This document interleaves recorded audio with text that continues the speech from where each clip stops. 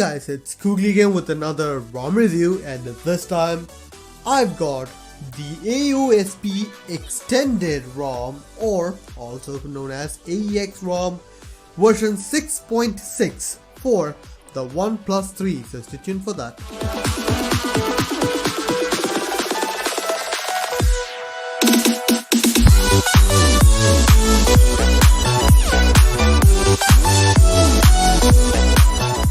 So guys, AEX ROM, if you don't know the history, AEX was a very serious ROM in the past years. Actually, it was one of the most feature-rich ROMs available for any device which it supported. At one time, my favorite ROM, apart from the Resurrection Remix ROMs available, AEX worked really well. After some time, AEX just went underway and I just didn't have many ROMs available. Now there is an unofficial version available which is maintained by a guy who is maintaining a lot of ROMs. Here we have it. Let's get started. Now first of all, what you see here is that lock screen is available. I will talk about all of that later. This is the launcher. The launcher is available. In the settings menu you can see that it is quick step, so you do have the clear all recent view gestures and all that, which is really cool. I really like that. Let's go to the settings menu. In the settings menu, in the about phone page, you can see that it is for the OnePlus 3. It is having the AOSP extended version, Android 9.0, July security patches, version 6.6 unofficial. Kernel is Lineage kernel, so you can expect as much from that. SNL status is enforcing if you are interested in that. So there you have it guys, that is the AEX kernel features and all that in the about phone page. AEX is a very feature rich ROM. Everything is working. I didn't have any issues with it. I do not have my SIM card,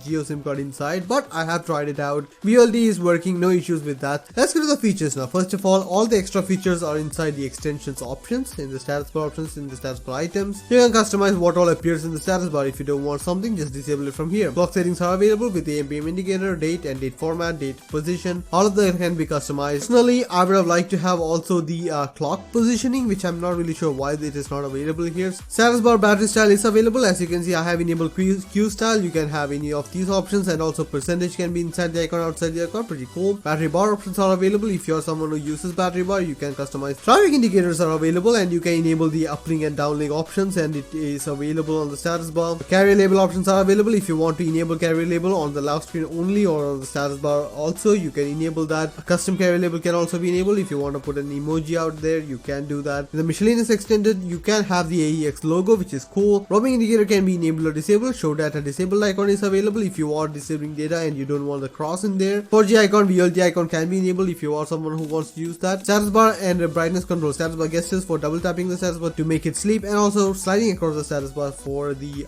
brightness is available. Framework values can be customized if you want to use, or if you want to customize the padding and all that, you can do that. Now in the notification panel options, you do have quick setting panel options where you have options for customizing all of these options. Brightness slider can be at the bottom and the top. Plus and minus sign can be enabled, disabled. All of these are the options which are available. It also has the option to customize the layout of it. Columns can be customized, and also all the other options are available. Columns can be customized to 6 or 7. These are all the icons which are available. It does come with a compass icon and also the compass tile, the caffeine tile, the location tile. All of these are available. Accent can be customized from here. Gaming mode is available, and one-handed mode. All of these are available. Apart from that, all of these options are available. Vibrate on touch, edit icon available, and also recent option is available on the status bar if you want to use that, which does work out interestingly well. Apart from that, in the notification option, you do have options for all of this. A kill app button is available, which is something I really like, so you can lock press on any application and just press on that. Smart notification sound is available. Heads up options are available. You can customize the timeout and snooze timer. Make heads up less annoying is available. I would like to have that in conjunction with the notification ticker. This one doesn't have it, kind of sad. Now battery and notification LED options are available. You can customize that, pretty basic stuff. Now in the recent options, you do have customization. You can enable the Oreo style recent option also if you are someone who wants to do that. If you have Oreo recents enabled, you can enable the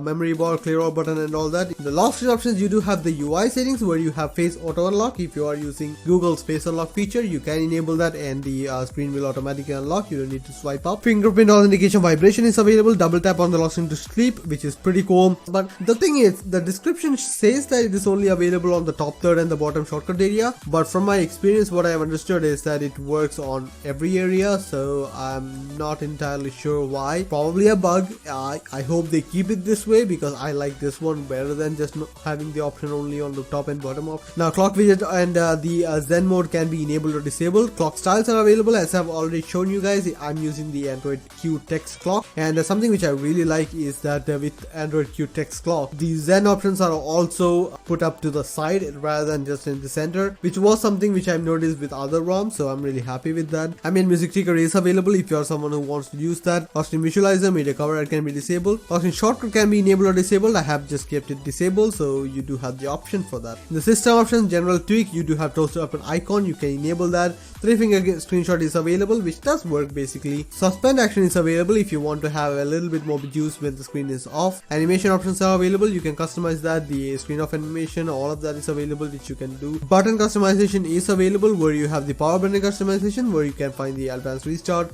All of that options are available. Screen up button torch is available, which is one of my favorite features, with automatic turn off, which is really cool. Back button, home button, and overview button can be customized. And again, all the ROMs from this developer seems to be not having the swap the back and recent button option available, so you will have to do it manually by going to back button and selecting recent for single tap. Not a huge deal, but it is still something which is not what I would have liked to have. Volume rocker options are available. You do have the volume panel customization, you can have it on the left, you can have the steps of it, you can customize that. Panel mode is available if you are someone who wants that. Playback control is available, keyboard cursor control is available, that satisfies my options. Does have the privacy guard option, which is really cool. If you are someone who wants to micromanage the permissions on each and every option, you can customize that. Now that is it in the extensions options. In the other options, we do have in the display, we do have adaptive brightness, we do have live display, which is really cool. You do have the option for color profile. Well, night light is available if you want to use that. Panorama is available if you want to remove the status bar. Ambient display options are available. You do have options for new notification, always on when charging, and all that if you are someone who wants to use that. Personally, I would have liked to have the hand wave mode and pocket mode, which seems to be missing in this one. Now system theme options. Now this is using a very interesting theme engine. It does have a few extra options. I'm using the elegant UI, which kind of reminds me of the Omni theme engine, except for not having the Omni option. So I mean, some people will like it, some people don't. Accent colors are available. You can customize that, which is pretty cool. Quick setting tile style is also available if you want the quick setting tile to be one of these features, which does work out. Font options are also available, where you can customize all of these fonts. Now it is not the most out there number of fonts, but it is available, you can customize that. Now one thing which I do want to mention is that I am on an encrypted device, so encryption does work, no issues with that. Digital well-being is available if you want to use that. It works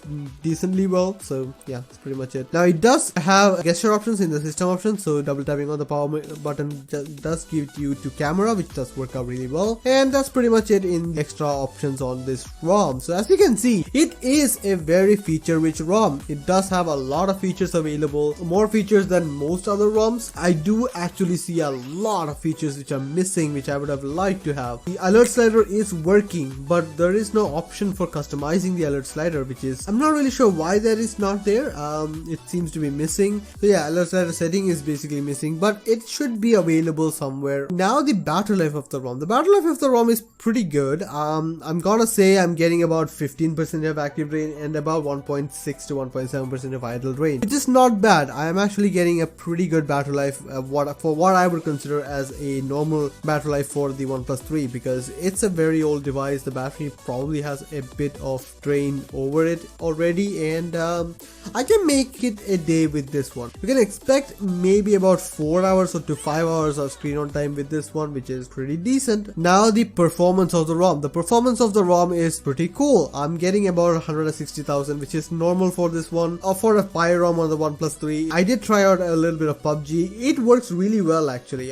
From the previous ROMs which I've tried out, it seems to be much better. I'm getting about 25 to 27 FPS at an average, which is pretty decent in my opinion for a device. Now all the settings are same. I'm using anti-aliasing, I'm using the movie preset, I'm using the HD graphical options, no limit to FPS. Now the stability of the ROM. The stability of the ROM is also pretty good. I didn't have much of an issue with the stability of the ROM. The user said that there is zero issues, everything works. She actually put it through a little bit of extra options or extra work with a lot of calls and with a lot of GPS tracking and all that. It works really well, didn't have much of an issues. Now the camera. The camera is the snap camera or the lineage camera, whatever you want to call this one. I'm not really sure even now. It is available, you can customize that. There is the photo mode and there is the video mode. Photo mode does have a lot of options. I guess this is a Lineage camera, so it does work out. It does take photographs as it should. I don't know what else I should say about it. You can use Google Camera, and if you want those corrected photographs, if you want those, you can use it. Nothing special though, so it's just that. Now the aesthetics of the ROM. Aesthetics of the ROM is pretty good. I actually like it. I mean, notification is also darkened whenever you select the dark mode, so it is available. Apart from that, it does have a few options available where you have like extended UI. There are quite an interesting options available with the aesthetics of the ROM. It does make it a little bit more pleasing. You can customize that for a lot of things, and it works. It works really well. So as you can see, it is a plum-ish color now. I'm not really sure if the camera is able to pick it up. It is a very subtle change. It's available. Now the overall experience of using the ROM. The overall experience of using the ROM is pretty basic. I do like the ROM a lot. It is one of those exceptions where I say that, hey, if you are overwhelmed by a lot of other ROMs, by all the options available, try something like this one where you will be able to I mean, there are options available, there are a lot of features here, but it's not over the top, probably not useful for many people kind of an option. These are like a more toned down version of it, and it does have a lot of options which I really like. Especially lately I get too much into the aesthetics of it, and this one does have a very good aesthetic customization options available, so I'm really happy with that. Now let me show you guys the boot animation, which is pretty cool. So here is the AEX boot animation, which is interesting. I believe this was a very old Android boot animation. I don't even remember which one it was. It's probably Nougat from what I remember. So yeah, it kind of brings back the nostalgia. So I'm really happy with that. It works really well. So guys, there you have it. That is the AEX ROM for the OnePlus 3. It's an unofficial version. I would really like for this one to be the official one. The developer for this ROM, now he maintains, or he has made a lot of ROMs. There are unofficial versions. Even the Revenge OS and all that is by the same guy. Now he has put out a poll on each of their forums. I'm pretty sure he doesn't want to make every single ROM out there, so if you are someone who wants to have these ROMs available for your device, if you're someone who wants that, do go to the forums and just participate in the poll so that he can make a decision on that. Personally, I would have liked to have all the ROMs because it just gives us more options. I cannot use every ROM every time. You guys have to make it out. So guys, that is pretty much it about the ROM then. AEX ROM, pretty solid ROM. I can basically recommend it for a lot of people. One more thing which I do want to mention is that it does have a proximity speakerphone, which I like, and also automatic call recorder, which is really cool. So I'm really happy with it. It works decently well. That is pretty much it about the video then. Hope you guys liked the video. Please share, subscribe, and like the video if you found it useful. See you guys next time. Bye.